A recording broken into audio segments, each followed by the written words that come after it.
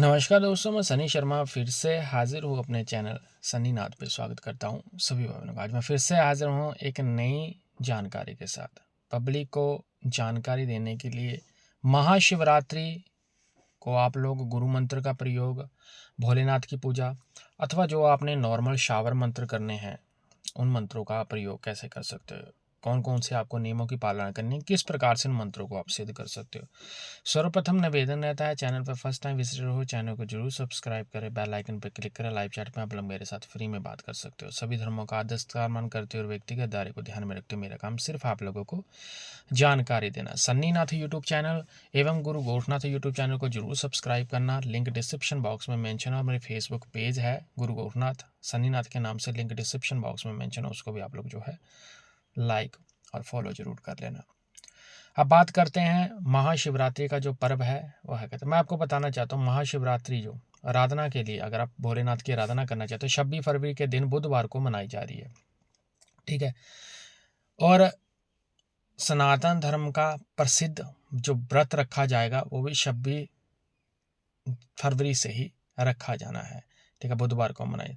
ऐसी मान्यता है कि आज के दिन भगवान भोलेनाथ जी माता पार्वती के साथ विवाह हुआ था एवं भगवान शिव ज्योतिर्लिंग के रूप में जो है वो प्रकट हुए थे। महाशिवरात्रि के, ठीक है ना, काल में भगवान शिव के ज्योतिर्लिंग के स्वरूप में प्रकट होने के कारण महाशिवरात्रि की पूजा में रात का विशेष महत्व होता है, यानी कि रात को 4 पहर की पूजा की जाती है। जो लोग विवाहित हैं वो बोलते हैं कि जिन लोगों की शादी हो रखी है, पति पत्नी अगर इस दिन यानी 4 पहरों में अगर व्रत रखकर पूजा करते हैं तो उनको पूरे साल इसका फल मिलता है।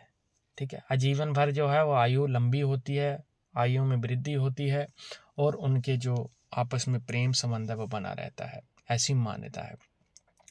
भोलेनाथ और माँ पार्वती की बारात इसी दिन निकाली जाती है। कहा जाता है कि आज के दिन भोलेनाथ जी को एक बेल पत्थर अर्पित करना बहुत शुभ माना जाता है। भगवान उसी से ही प्रसन्न हो जाते हैं।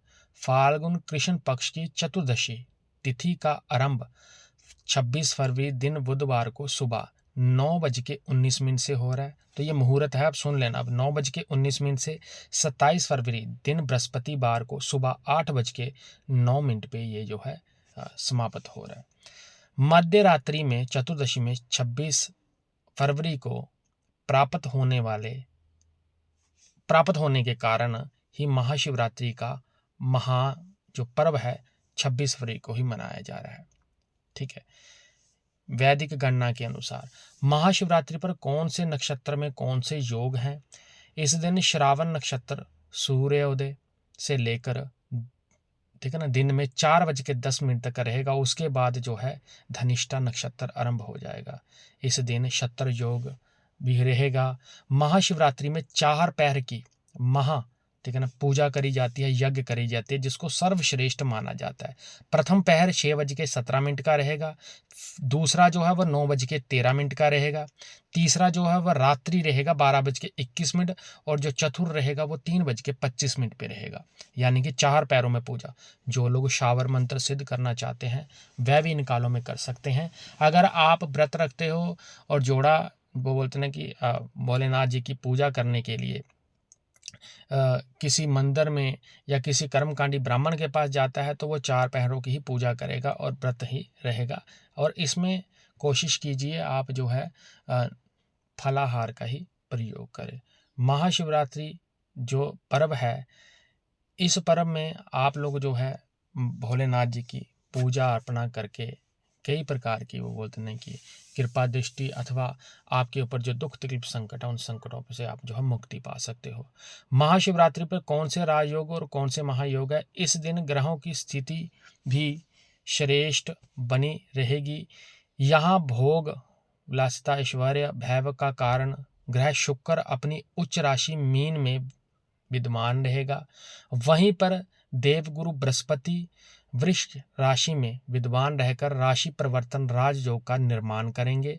और सूर्य बुध योग में साथ में अपने पुत्र शनि देव की राशि में अपने पुत्र शनि के साथ विराजमान रहेंगे, जिससे कि वो बोलते हैं कि गृहस्थी शनि शक्षक नामक पंच महापुरुष योग के साथ इस दिन महत्ता को बढ़ाने वाला होगा। शनि को न्यायकारक ग्रह माने जाने के साथ साथ कर्मफल और प्रदायक ग्रह भी माना जाता है।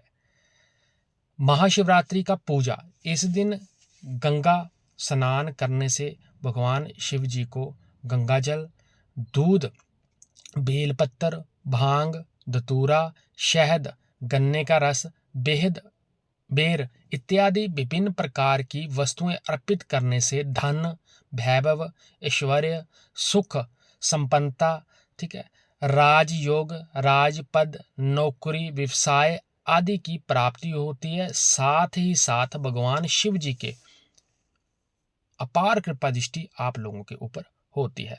महाशिवरात्रि 2025 यानी 26 फरवरी को 4 पैर की पूजा करने का समय सुन लीजिए आप सभी।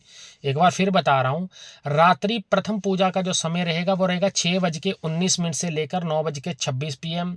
दूसरा रहेगा भाई 9:26 से 12:34 AM। तीसरा रहेगा 12:34 AM से 3:41। और जो लास्ट वाला रहेगा वो 3:41 से 6:48 तक जो है वो योग रहेगा। इन योगों में आप जो है नक्षत्रों के हिसाब से आप पूजा कर सकते हो। जिन लोगों ने गुरु मंत्र ले रखा है वो गुरु मंत्र भी कर सकते हैं। पहले योग में आप गुरु मंत्र सिद्ध कर लो, उसके बाद आपके शावर मंत्र है तो आप दूसरे में वो कर सकते हो, उसके बाद तीसरे में आप कोई अन्य मंत्र कर सकते हो, चौथे में आप अन्य मंत्र कर सकते हो। समय के अनुसार ही मैंने यहाँ पे जो है सारी चीज़ जो है वो आप लोगों को बता दी है, ठीक है।